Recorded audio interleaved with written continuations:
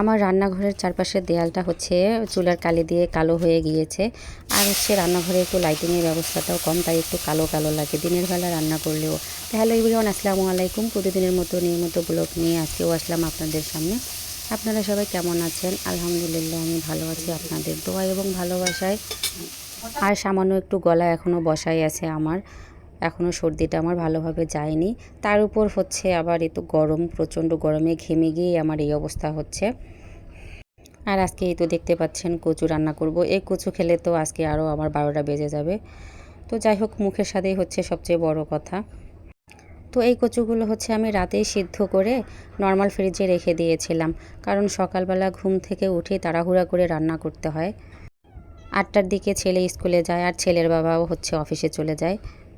সকালবেলা কচু সিদ্ধ করার জন্য এত সময় পাবো না, তাই কিছু প্রসেসিং আমি রাতেই করে রেখে দিয়েছিলাম। তো আজকে আমি কচুর বইয়ের ডাল রান্না করব, তাই হচ্ছে ছোট মাছ দিয়ে। তো ছোট মাছগুলো হচ্ছে লবণ দিয়ে ভালোভাবে আমি পানি দিয়ে পরিষ্কার করে ফেলেছি।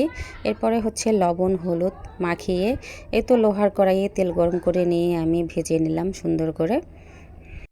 আর হচ্ছে কচুগুলো আমি পানি দিয়ে গুলিয়ে নিলাম হাত দিয়ে ভালো করে। আর এদিকে আরেকটি কড়াই বসিয়ে দিয়ে আমি হচ্ছে পরিমাণ মতো তেল দিয়ে কুচি করে কাটা পেঁয়াজগুলো ভেজে নিচ্ছিলাম। আর এর মধ্যে হচ্ছে আমি কয়েকটি বেগুন বের করেছিলাম। এই ডালের সঙ্গে কিন্তু একটু ভর্তা হলে ভালোই হয়, তাই ভাবলাম যে একটু বেগুন ভর্তাই করে ফেলি গরম গরম। তো হচ্ছে এই তো কড়াইয়ের নিচে আমি এভাবে হচ্ছে বেগুনের বড়াটা বের করে দিয়ে দিয়েছি, তাহলে উঠাইতে আমার সুবিধা হবে। তো পেঁয়াজগুলো যখন আমার হালকা ব্রাউন কালারের হয়ে যাবে, তখন আমি কেটে রাখা মরিচগুলো এর মধ্যে একটু দিয়ে দেবো, হালকা ভাজবো এর সঙ্গে।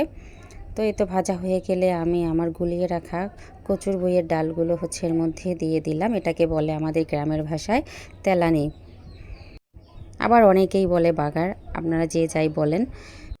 তো কড়াইয়ের নিচে এভাবে বেগুন দেওয়ার ফলে কড়াইটি ভালোভাবে বসেনি, আমার একটু ডাল পড়ে গেল সাইড দিয়ে। তো স্বাদ মতো লবণ হলুদের গুঁড়া দিয়ে তো ভালোভাবে হচ্ছে আমি মিক্সড করে নিলাম। এরপরে হচ্ছে একটু পানি অল্প পরিমাণে দিয়েছিলাম, কষিয়ে নেওয়ার পর এবার আমি হচ্ছে ঝোলের পানি দিয়ে দিলাম। ডালটা হচ্ছে আমি বেশি ভারীও করব না, আবার বেশি হচ্ছে পাতলাও করব না। তো এর মধ্যে হচ্ছে আমার ভেজে রাখা এই তো মাছগুলো দিয়ে দিলাম। আর কিছু মাছ আমি এমনিতে উঠিয়ে রাখলাম, কারণ ভাজা মাছ হচ্ছে আমার বাচ্চারা খেতে পছন্দ করে। আর কুচি করে হচ্ছে কয়েকটি মান ধনিয়ার পাতা হচ্ছে আমি কেটে দিলাম। তো একটু চেখে দেখলাম যে লবণ একটু কম লাগতেছে, তাই আবার একটু লবণ আমি দিয়ে দিলাম এর মধ্যে। এই তো আমার ডালের পলক চলে আসছে, এখন নামিয়ে ফেলবো। তো নামানোর আগ দিয়ে হচ্ছে একটু পাঁচ মশলা গুঁড়ো আমি অ্যাড করে দিয়ে দিলাম।